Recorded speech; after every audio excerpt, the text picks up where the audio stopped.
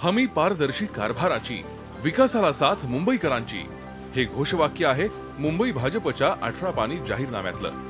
मुंबई महापालिका निवडणुकीसाठी भाजपनं स्टॅम्प पेपरवर हा जाहीरनामा लिहून दिलाय, तो खास मुंबईकर जनतेसाठी। मुंबईकरांसाठी या स्टॅम्प नाम्यात घोषणांची बरसातच करण्यात आली आहे। पालिकेतील सर्व नगरसेवक, अधिकारी, कंत्राटदार यांना प्रत्येक वर्षी इन्कम टॅक्स तपशील जाहीर करावा लागणार। मुंबईसाठी उपलोकायुक्त पद निर्माण करणार। नागरिकांना अधिकाऱ्यांविरोधात थेट दाद मागता येणार। रस्ते खड्डेमुक्त होईपर्यंत पथकर आकारणी नाही। ध्वनी प्रदूषणाची तीव्रता कमी करणार।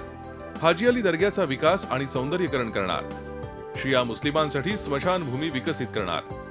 अनधिकृत बॅनर्स, होर्डिंग्स काढून मुंबईला बॅनर फ्री बनवणार। अशा घोषणांचा त्यात समावेश आहे। सत्तेत आल्यास स्टॅम्प पेपरवरील ही आश्वासनं पूर्ण करण्याची ग्वाही भाजपनं दिली आहे। या जाहीरनाम्यातनं त्या सगळ्या गोष्टी या ठिकाणी आम्ही केलेल्या आहेत की ज्यातनं हा पैसा पारदर्शी पद्धतीनं अकाउंटेबिलिटी ठेवून आणि जनतेच्या सहभागातून त्या ठिकाणी खर्च केला जाईल।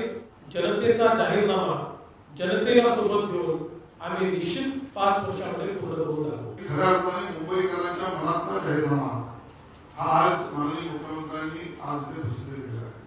मुद्दामून त्याचा पेहरावा हा एका अर्थाने स्टॅम्प पेपरवर लिहून दिला आहे। भाजपचा जाहीरनामा आणि शिवसेनेचा वचननामा यात नेमका काय फरक आहे ते पाहूयात। राईट टू वॉटर अंतर्गत पाणी दर स्थिर ठेवणार असं भाजपनं स्पष्ट केलंय, तर मुंबईकरांना 24 तास पाणी पुरवठा करण्याचं आश्वासन शिवसेनेनं दिलंय।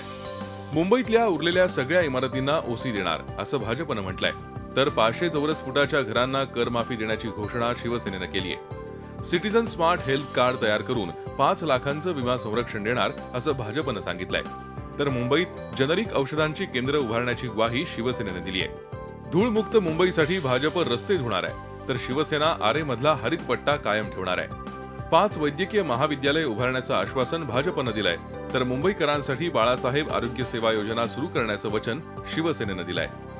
दरम्यान भाजपचा जाहीरनामा फुसकाबार असल्याची प्रतिक्रिया शिवसेनेनं व्यक्त केली आहे। की खोदा पहाड और निकला चुवा, ज्याला मुंबईचा पूर्ण अभ्यास नाही, मुंबईच्या जनतेची गरज ज्याला माहीत नाही, मुंबई काय आहे हे ज्याला कळलेलं नाही, अशा लोकांनी हा जाहीरनामा बनवलेला आहे। जे बोलतो ते करून दाखवतो असं शिवसेनेनं आपला वचननामा प्रसिद्ध करताना म्हटलं होतं, तर भाजपनं पारदर्शी कारभाराचं आणि विकासाचं वचन मुंबईकरांना दिलंय। आता मुंबईकर नेमका कुणावर विश्वास ठेवणार हे येत्या 23 फेब्रुवारीला स्पष्ट होईल। अमित जोशी, झी मीडिया, मुंबई। झी 24 तास रहा एक पाऊल पुढे।